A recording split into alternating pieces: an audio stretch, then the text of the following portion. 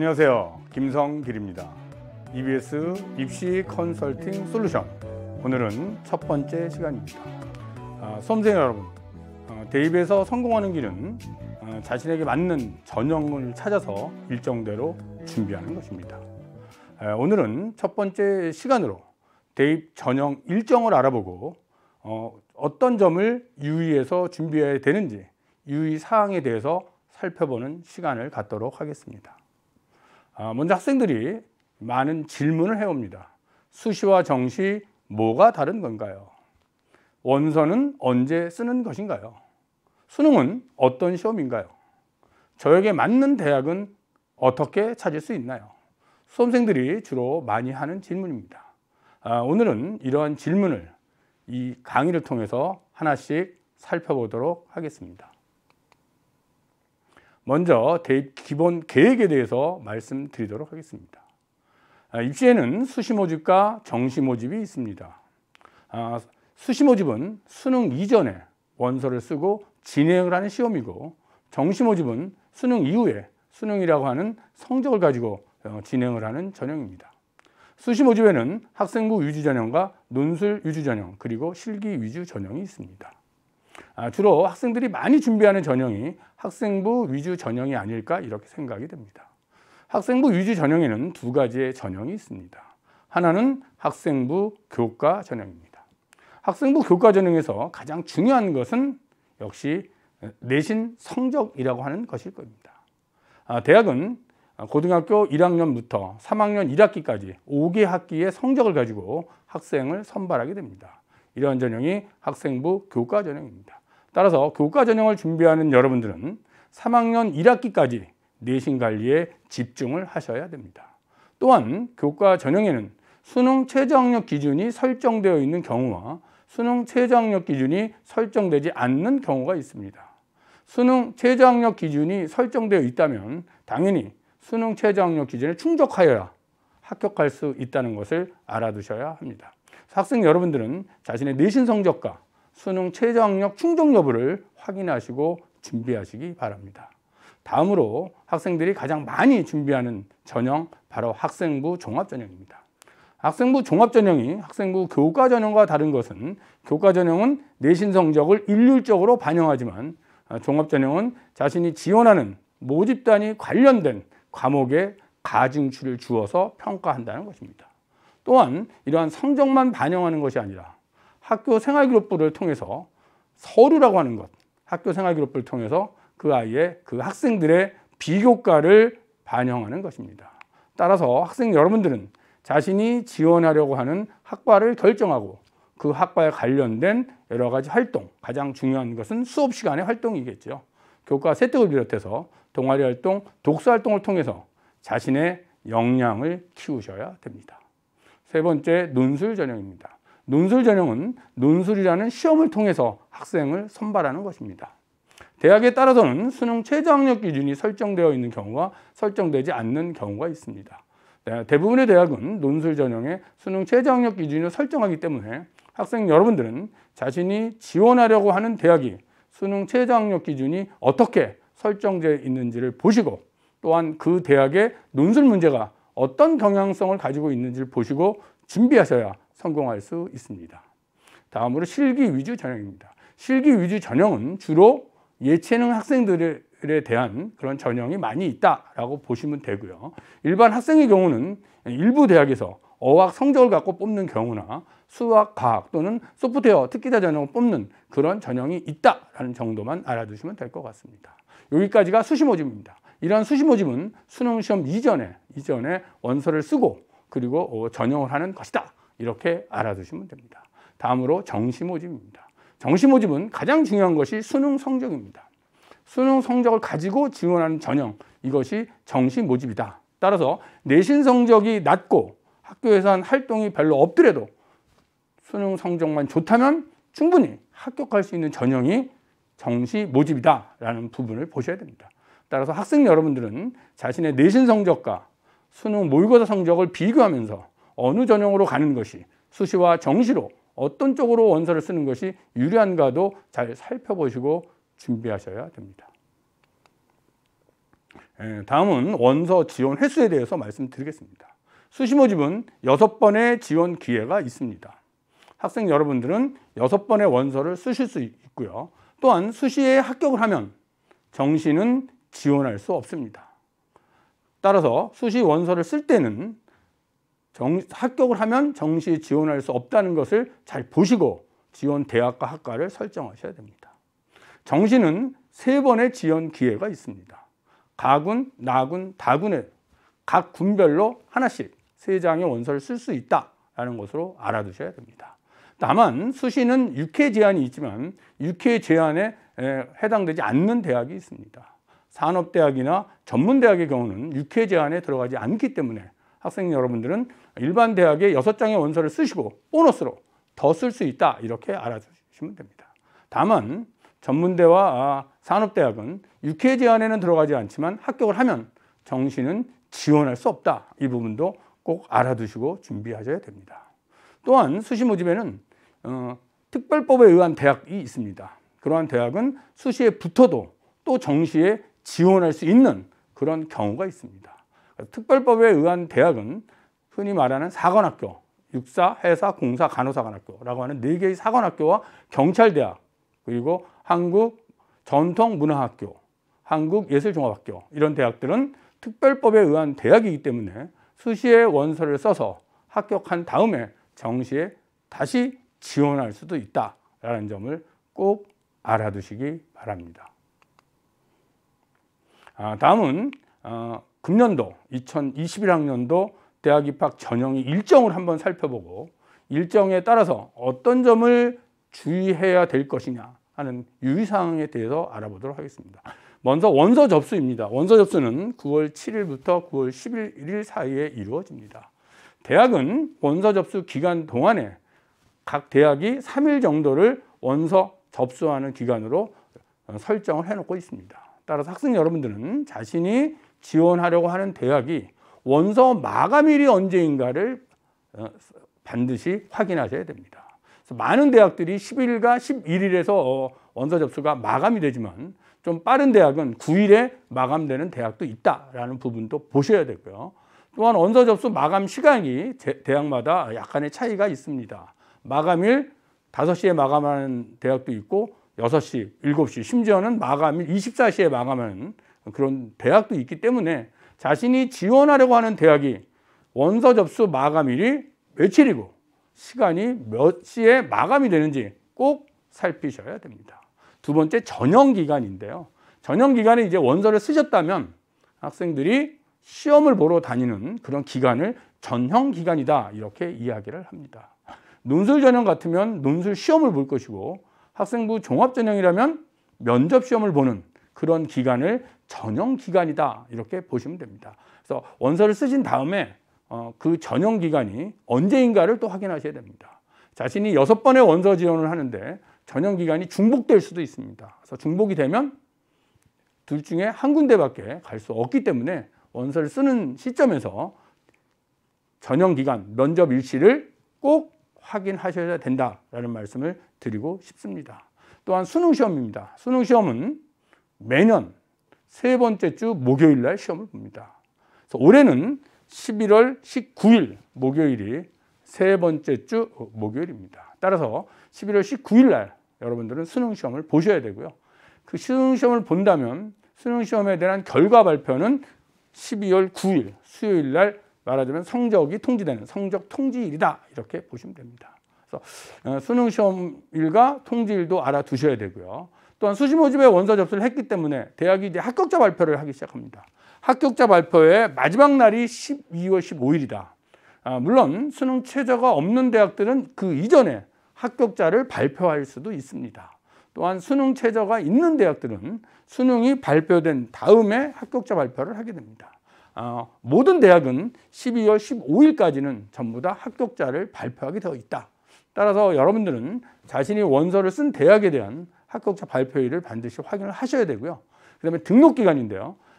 대학에 원서를 써서 합격을 했다고 그 다음날 바로 등록하는 것이 아닙니다.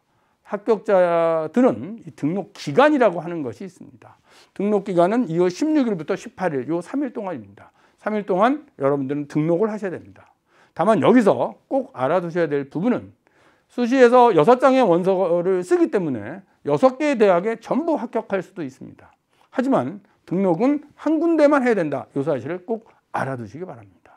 그래서 이때가 되면 이제 학생들이 많이 하는 고민 중에 하나가 선생님 저 A 대학도 붙고 B 대학도 붙었는데 어디에 등록해야 돼요? 이제 이런 고민들을 많이 하게 됩니다. 따라서 학생 여러분들은 6장의 원서를 쓰실 때 마음속으로 순위를 좀 정해 두시는 것도 좋습니다. 순번을 좀 정해 두시고 내가 다 붙게 된다면 그중에서 이 대학에 등록해야지 이런 마음을 좀 준비를 해놓으면 등록에 대한 혼란은 좀 없지 않을까 이런 생각도 듭니다. 아무튼 한 군데만 등록을 하시게 되는 것이고요. 그러면 이제 한 군데만 등록을 하게 되는데 대학의 입장에서 보면 합격자 발표를 했는데 여러 개 붙은 학생들이 한 군데만 등록을 하니까 자기 대학에 등록하지 않는 경우가 나타납니다.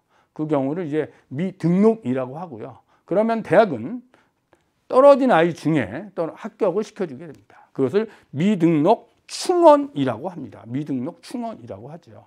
미등록 충원 합격의 통보 마지막 날 이 부분을 꼭 알아두셔야 됩니다. 수시에 원서를 쓴 학생들은 반드시 기억해야 될 것이 합격자 발표일과 미등록 충원의 통보 마감일입니다. 12월 23일입니다.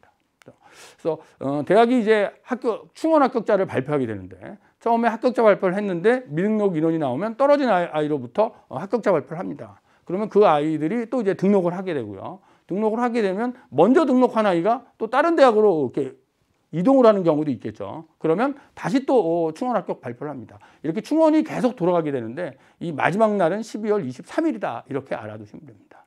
따라서 수시 원서를 써서 불합격이 됐다 하더라도 12월 23일 날까지는 아직 불합격이 된 게 아닙니다. 그날 밤 9시까지 연락이 오면 그 학생은 합격이 된 것입니다.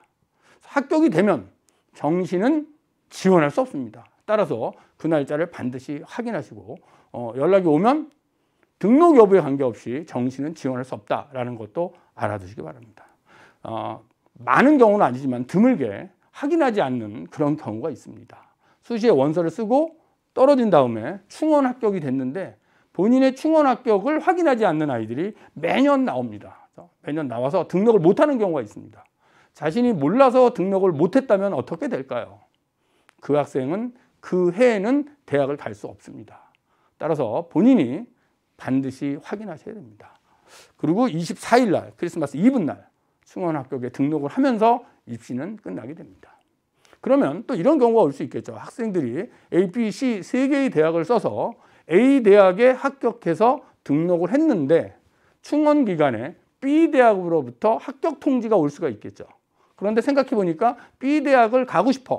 그렇다면 선등록 대학, 먼저 등록한 대학에 포기하시면 됩니다. 인터넷으로 포기 신청할 수 있도록 되어 있습니다. 포기 신청을 하시고 그리고 B 대학에 등록하시면 됩니다. 그러면 선등록 대학은 계좌로 등록금을 반환해 준다. 이 부분도 알아두시면 됩니다. 여기서 꼭 주의할 것은 2개 붙었다고 2개를 등록하면 큰일 난다. 그 경우에는 이중 등록 금지에 의해서 둘 다 불합격 처리가 된다라는 부분을 알아두시기 바랍니다. 그래서 이 일정도 좀 살펴보시고 충원 기간에 유의사항도 좀 보시면서 원서 접수 그리고 합격 그리고 등록까지 잘 마무리해 주셨으면 좋겠고요. 여기까지 일정이 이제 수시 모집 일정이다 이렇게 보시면 됩니다. 다음은 정시 모집에 대해서 말씀드리도록 하겠습니다. 정시 모집은 수시에 합격한 학생은 등록하지 않더라도 지원 자격이 없습니다. 수시에 떨어졌거나 수시에 원서를 쓰지 않은 그런 학생들만 정시에 지원할 수 있습니다. 자, 2021학년도 정시 원서 접수는 12월 26일부터 12월 30일 이 사이에 이루어진다라고 보시면 되고요. 정시는 군이 있습니다. 수시는 군이 없이 6개를 마음대로 원서를 쓰시는데 정시는 대학마다 군이 있습니다. 가군, 나군, 다군의 군이 있는 것이죠. 따라서 학생 여러분들은 가군에 하나, 나군에 하나, 다군에 하나 이렇게 하나씩만 쓸 수 있기 때문에 자신이 지원하려고 하는 대학이 가, 나, 다군 중 어디에 속해 있느냐를 확인하셔야 됩니다. 그리고 3번의 원서를 써주시면 되고요. 합격자 발표 알아두셔야 되죠. 2월 1일이고요. 등록기간 보셔야 됩니다. 2일부터 4일까지 2, 3, 4 등록기간입니다. 역시 마찬가지로 이중 등록을 금지하고 있기 때문에 3개의 원서를 써서 3개 다 붙는다 하더라도 등록은 한 군데만 한다. 이 사실만 반드시 기억하시면 될 것 같습니다. 그 다음에 충원 기간이죠. 여러 개 붙은 애가 하나만 등록할 수 있기 때문에 수시와 마찬가지로 대학에 따라서는 합격자 발표를 했는데 미등록하는 상태가 나타날 수 있습니다. 그러면 떨어진 학생 중에 합격을 시킵니다. 이것을 미등록 충원이라고 합니다.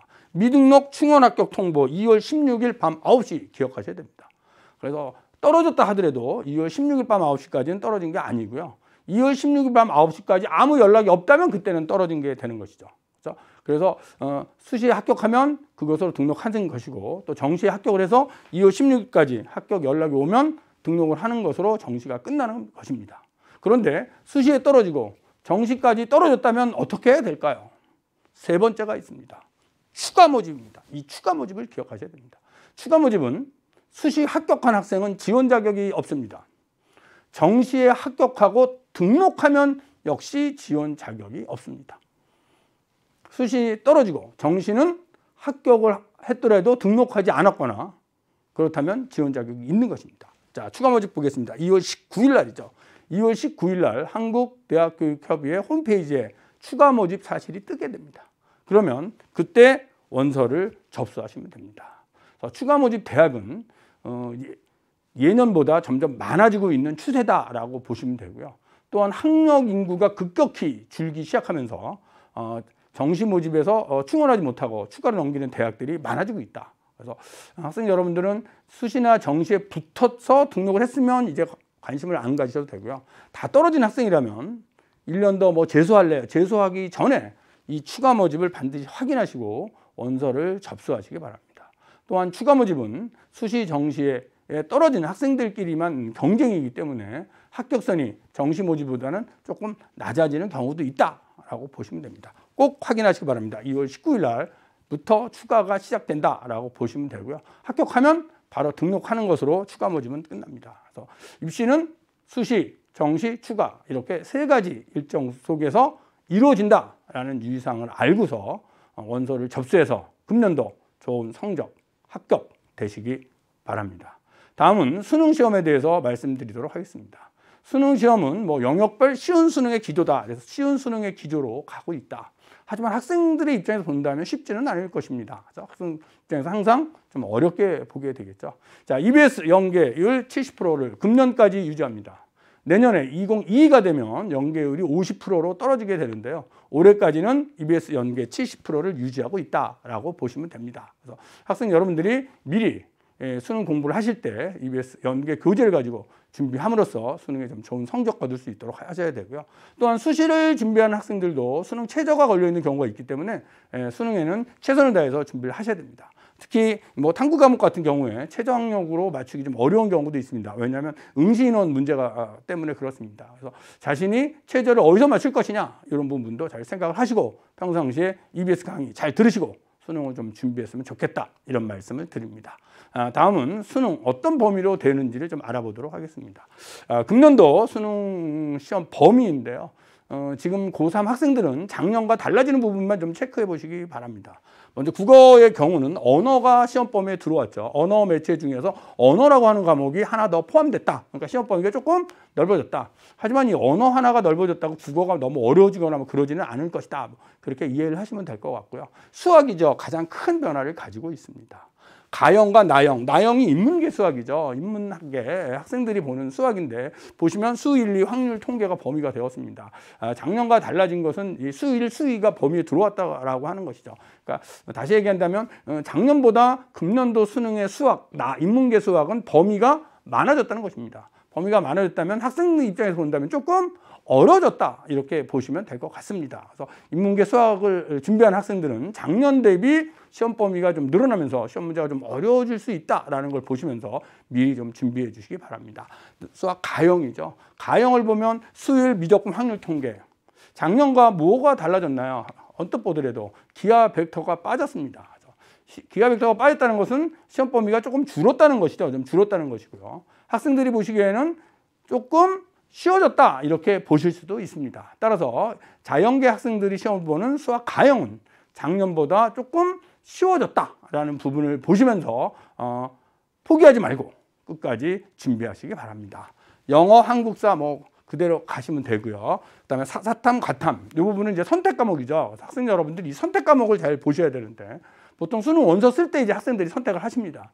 물론 고3이 오면서 선택 과목을 확실하게 선택을 해서 준비하는 학생이 있고 준비하다가 중간중간 또 바뀌는 학생들도 있어요. 6월 모평 보면서 아, 나 이 과목이 아닌가 봐. 뭐 바뀌기도 합니다. 그래서 어떤 과목을 선택해야 될까요? 라는 부분입니다. 그래서 국어나 수학, 영어 부분은 똑같지만 이 탐구 부분은 선택 과목이기 때문에 학생 여러분들이 이제 두 과목을 선택하셔야 되는데 주로 학교에서 배운 과목 중에서 자기가 잘 볼 수 있는 그런 과목을 선택하는 것이 맞다 이런 말씀을 드리고 싶습니다. 근데 어떤 것이 잘 나오는지 비슷하다면 응시 인원도 한번 체크해 보시기 바랍니다. 그래서 인문계의 경우 생활과 윤리가 지금 응시 인원 가장 많죠. 올해 같은 경우 한 14만 6,800 정도 응시했던 걸로 지금 기억이 나고요. 그다음에 사회문화 13만 9천 명이 응시를 했고요. 한국지 6만 3천 명. 이 세 과목이 응시 인원이 가장 많은 과목이다. 라는 것도 좀 참고적으로 알아두시기 바랍니다. 그다음에 자연계 학생들은 물리 1, 2, 생물, 화학, 지구과학 4개 중에서 2개를 선택하게 되는데요. 지금 응시 인원을 보면 지구과학이 14만 8천 명으로 가장 많은 응시 인원을 가지고 있고요. 그다음에 생명과학이 12만 8천 정도의 응시를 하고 있다라고 하는 것입니다. 학생 여러분들이 비슷하다면 응시 인원도 좀 체크하면서 준비를 하시면 될 것 같고요. 그다음에 직업탐구는 특성화고 학생들이 선택하는 과목이고요. 제2외국어 한문인데요. 제2외국어 한문은 인문계 학생 중에 사탐 한 과목을 대체해주는 대학이 있다. 그래서 학생들이 시험을 보게 됩니다. 근데 이것이 상대평가로 가는 시험은 올해가 마지막입니다. 2022 내년부터는 절대평가로 바뀌기 때문에 과목에 타는 유불리가 없어지는데 올해까지는 이제 상대평가로 가는 마지막 과목이다. 그래서 지금 많이 응시하고 있는 과목은 아랍어죠. 아랍어가 약 4만 7천 명 정도가 응시하고 있습니다. 그래서 전국에서 사실 아랍어를 가르치는 학교는 지금 뭐 한 3개 학교, 그것도 외고 중심으로 있다고 하는데 4만 7천 명이 응시한다는 것은 학생들이 배우지 않고 너도 안 배우고 나도 안 배우고 가서 찍어서라도 보자 뭐 이런 심정이 아닐까라는 생각도 합니다. 아무튼 상대평가로 올해가 마지막이다라는 부분을 보시면서 여러분이 선택해 주시기 바랍니다.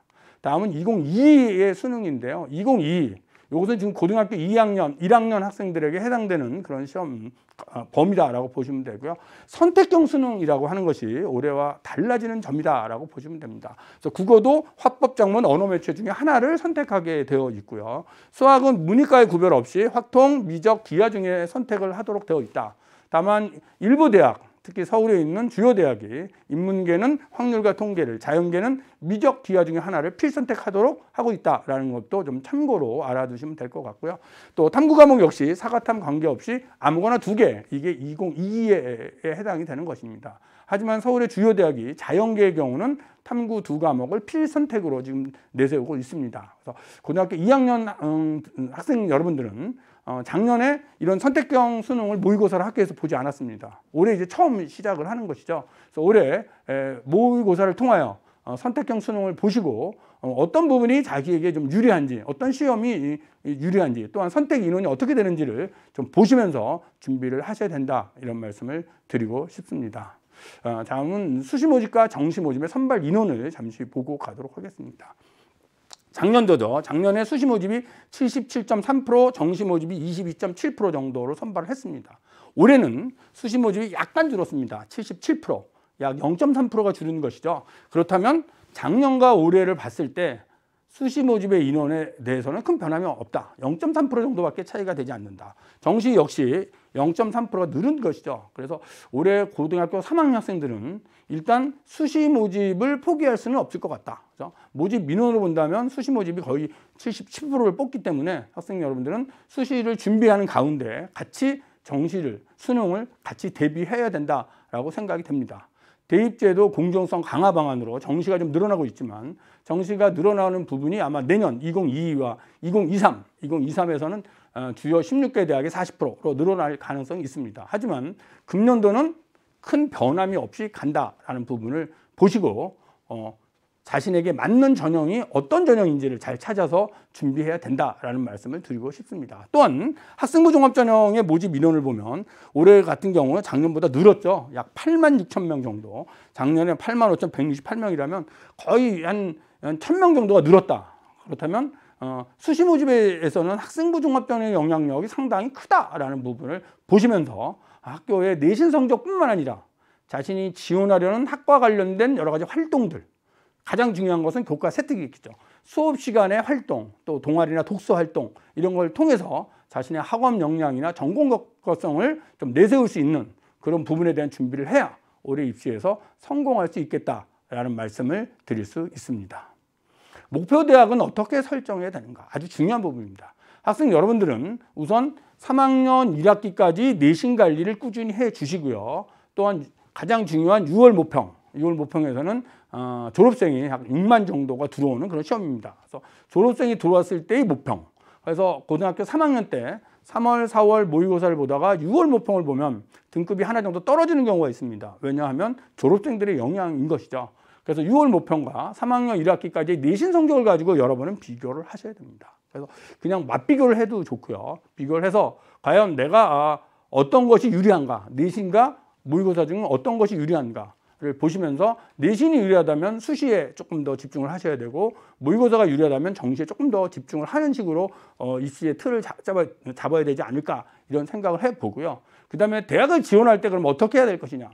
이 대학을 지원할 때 기준점이 되는 성적은 역시 모의고사 성적입니다.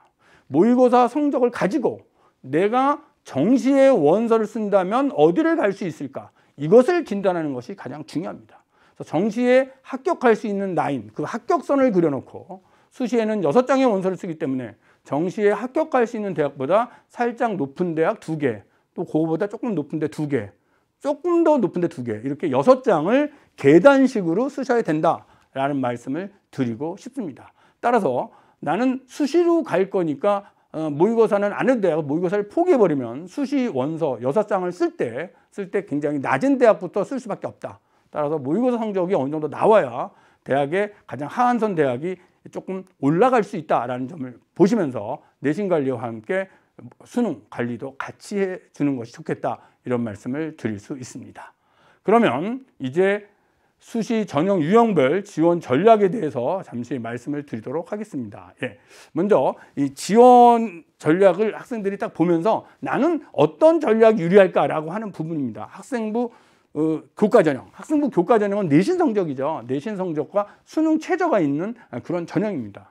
따라서 본인의 내신 성적과 또 수능 모의고사 성적을 비교하면서 내신 성적이 아주 우수하고 또 수능 최저를 맞출 수 있는 학생이라면 교과 전형으로 지원해서 합격해야 됩니다. 그래서 교과 전형의 지원 방법이라고 하는 것은 3학년 1학기까지 내신 관리를 꾸준히 집중적으로 관리하는 것입니다. 그래서 내신 관리 잘 되어 있는 학생들은 교과 전형으로 갔으면 좋겠다 이런 말씀을 드리고요.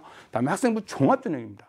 학생부 종합 전형은 지원 모집단이 관련된 내신과 활동입니다. 활동이기 때문에 학생부 종합 전형을 준비하는 학생이라면 이 전형은 소통하는 전형입니다. 자신이 지원하려는 학과에 대해서 수업 들어오는 선생님들한테 자신을 알려야 됩니다. 그래서 자신이 어느 학과를 간다는 사실을 알려야 됩니다. 그래야 선생님이 그 학생이 어느 학과를 가는지를 알고 교과 세특을 쓸 때 아무래도 좀 참고를 해서 쓰게 된다라고 하는 것입니다. 그래서 학생부 종합전형은 혼자 준비하기보다는 자신의 지원하려는 학과를 여러 선생님한테 알리고 친구들과 같이 동아리나 이런 활동들을 같이 하면서 준비하는 전형이다. 그래서 생활기록부를 보면 지원 모집단이 관련된 내신 성적이 뛰어나고 관련된 활동이 많은 학생이라면 학생부 종합전형에 좀 적합한 학생이다. 이런 말씀을 드리고 싶습니다. 다음은 논술 전형입니다.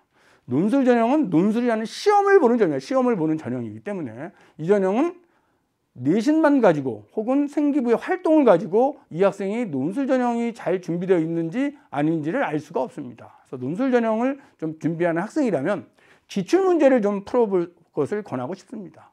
그러니까 대학의 기출문제를 풀어보고 자신이 그러한 문제를 충분히 풀 수 있는 적응력이 있는지 없는지 살펴보시고 그런 문제에 대한 적응력이 있는 학생이라면 당연히 준비를 한다면 성공할 수 있다 이런 말씀을 드리고 싶습니다. 다음은 적성평가 전형인데요. 이 적성평가 전형은 2021 바로 여러분이 마지막 해가 됩니다. 2022부터는 지금 폐지가 예상되기 때문에 여러분들이 마지막 전형이다 이렇게 보시면 되고요. 요거는 이제 수능보다는 조금 쉬운 식의 시험이다라고 생각하시면 될 것 같아요. 그러니까 수능이 5지선다형이라면 적성시험은 대부분 4지선다형이기 때문에 확률적으로도 조금 높은 시험이고 또한 수학, 국어, 대학에 따라서는 영어 이렇게 3과목만 보는 시험입니다.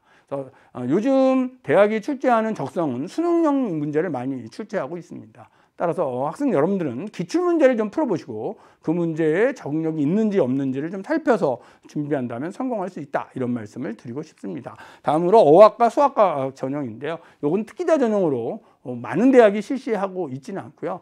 일부 대학이 실시를 하고 있습니다. 따라서 본인이 어떤 공인어학 성적 같은 어학 성적이 뛰어나거나 수학, 과학 관련된 수상 실적, 뭐 올림피아드 같은 그런 실적이 있는 학생이라면 자신의 이 활동한 그 내용을 적용할 수 있는 대학이 어디인지, 그러니까 어느 대학이 이런 특기자 전형을 실시하고 있는지를 좀 살펴보시고 지원 자격이 된다면, 미리 준비를 한다면 성공할 수 있지 않을까, 이렇게 생각을 해봅니다. 학생 여러분, 이렇게 전형마다 특징이 있기 때문에 현재 고3 3학년 1학기까지 내신과 모의고사 관리 또 학교 활동을 충분히 하면서 자신이 어떤 전력에 맞을까를 잘 보시고 맞는 전형을 찾아서 준비한다면 성공할 수 있다, 이런 말씀을 드리고 싶습니다. 그래서 오늘은 대입 전형의 일정과 그리고 유의 사항의 또 전형별 특징 정도만 살펴보셨고요.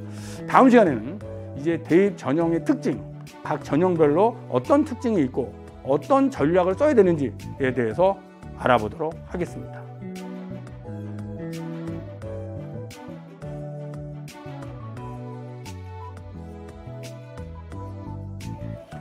EBS 입시 컨설팅 솔루션, 여러분의 궁금증을 풀어주는 그런 프로로 거듭나도록 하겠습니다. 감사합니다.